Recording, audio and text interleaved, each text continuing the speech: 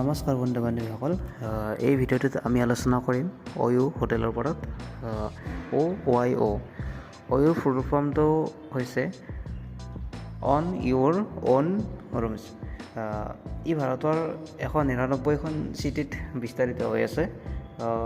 ইয়াৰ CEO Riteish Agarwal 2012 চনতে OYO স্থাপন কৰিছিল ৰিতেশ আগৰৱালে।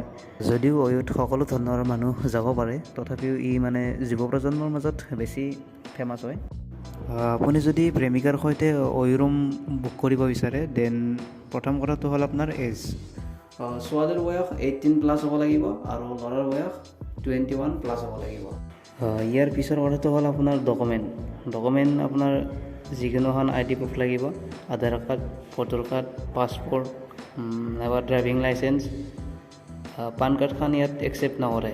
নেক্সট কথাটো হ'ল চেকিনৰ সময়ত বহুতে ফুল এড্ৰেছ দিয়ে। এইটো আপুনি কেতিয়াও নকৰিব।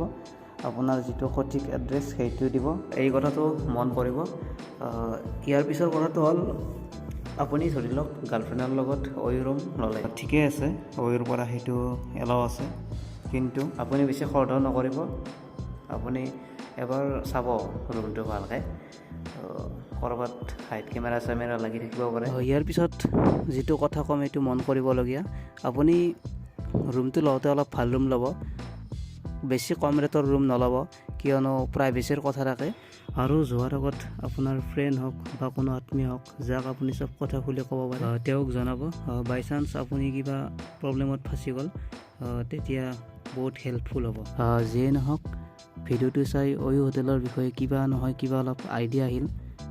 আপুনি যেতিয়া OYO হোটেলত যাব, তেতিয়া আপোনাৰ লগৰ কোনো এনে বন্ধু থাকিব পাৰে যিয়ে OYO হোটেলত থাকি আহিছে, তেওঁৰ লগত অলপ ডিছকাছ কৰি যাব। ভিডিঅ'টো শেষলৈ চোৱাৰ বাবে হৃদয়ৰ পৰা বহুত ধন্যবাদ।